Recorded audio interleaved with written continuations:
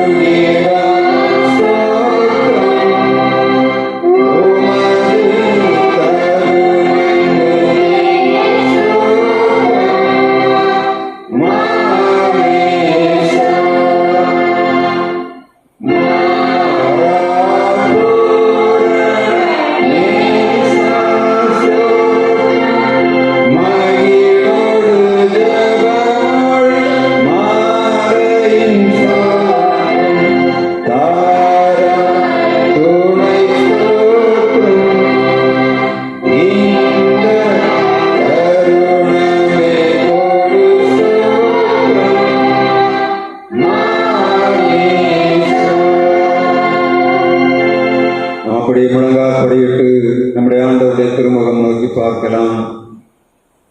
தேவனுடைய சமூகத்தில் வரும்போதெல்லாம் அவர் நம்மை ஆசீர்வதிக்கிறவர், நம்மை அரவணைக்கிற ஆண்டவராக இருக்கிறார். இந்த நாளிலும் ஆண்டவருடைய பிரசன்னம் நம்முடைய மத்தியிலே கடந்து வந்து நம்மை ஆசீர்வதிக்கும்படியாக வந்திருக்கிறது.